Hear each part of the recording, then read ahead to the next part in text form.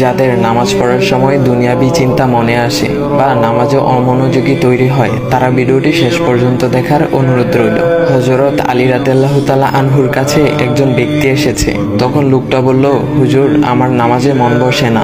নামাজে দাঁড়ালে আমার দুনিয়াবি নানা চিন্তা আসে। হুজুর, আমার এই নামাজ কি আল্লাহ তাআলা কবুল করবেন? তখন হযরত আলী রাদিয়াল্লাহু তাআলা আনহা বলেছেন, না, তোমার নামাজ কবুল হবে না। তখন লোকটা মনে অনেক কষ্ট নিয়ে চলে যাচ্ছেন। এমন সময় রাসূল সাল্লাল্লাহু আলাইহি ওয়াসাল্লাম এসে হযরত আলী রাদিয়াল্লাহু তাআলা আনহুকে জিজ্ঞাসা করলেন, ইয়া আলী, আপনার কাছে লোকটা কেন এসেছিল?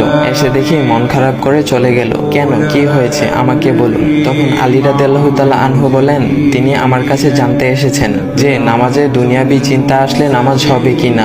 আমি বলেছি, না, তোমার নামাজ কবুল হবে না। রাসূল সাল্লাল্লাহু আলাইহি ওয়াসাল্লাম তখন বলেন, ইয়া আলী, আপনাকে আমি একটা চাদর উপহার দিতে চাই, তবে একটা শর্ত আছে। আলী রাদিয়াল্লাহু তাআলা আনহু খুশি হয়ে বলেন, ইয়া রাসূলুল্লাহ, কি শর্ত তা বলুন, আমি আপনার সকল শর্ত মেনে নিব।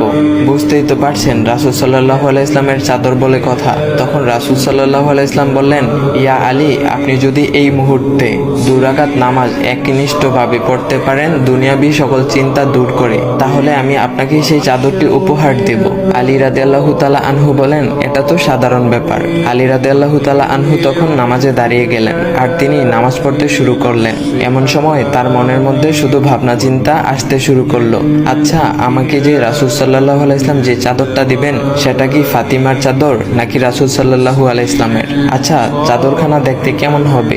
এই বিভিন্ন বিষয় নিয়ে ভাবতে লাগলেন। তিনি ভুলেই গেছেন যে দুনিয়াবি চিন্তা নামাজে আনতে রাসূল সাল্লাল্লাহু আলাইহি ওয়াসাল্লাম নিষেধ করেছেন। এর মধ্যে আলী রাদিয়াল্লাহু তাআলা আনহুর নামাজ পড়া শেষ। আলী রাদিয়াল্লাহু তাআলা নামাজ শেষ করে রাসূল সাল্লাল্লাহু আলাইহি ওয়াসাল্লামকে বলতেছেন, ইয়া রাসূলুল্লাহ, আমি আপনার শর্ত মেনেছি, এখন আমাকে চাদরখানা উপহার দেন। রাসূল সাল্লাল্লাহু আলাইহি ওয়াসাল্লাম বলেন, ইয়া আলী, আপনি কি একনিষ্ঠভাবে দুনিয়াবি চিন্তা মুক্ত ছাড়া 2 রাকাত নামাজ পড়েছেন? তখন আলী রাদিয়াল্লাহু তাআলা আনহা মুচকি হেসে বললেন, না ইয়া রাসূলুল্লাহ, আমি আপনার চাদর নিয়ে অনেক কিছুই ভেবেছি। তখন রাসূল সাল্লাল্লাহু আলাইহি ওয়াসাল্লাম বলেন, ইয়া আলী, নামাজ তোমারও হয়েছে, আর তুমি যাকে নামাজ হবে না বলে ফতোয়া দিয়েছো তার নামাজও আল্লাহ তাআলা কবুল করে নিয়েছেন। শোনো আলী, দুনিয়াবি চিন্তা দ্বারা নামাজ বাতিল হয় না, নামাজ মহান আল্লাহ তাআলা কবুল করে নেন।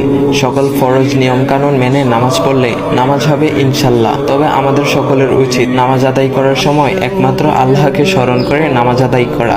নামাজে দাঁড়ালে দুনিয়াবি চিন্তা মাথায় আসে, এটা শয়তানের একটা ফাঁদ। আল্লাহ তাআলা আমাদের সকলকে শয়তানের কুমন্ত্রণা থেকে হেফাজত রাখুক এবং সঠিকভাবে মনোযোগের সাথে নামাজ আদায় করার মতো তৌফিক দান করুক। সবাই বলি আমিন।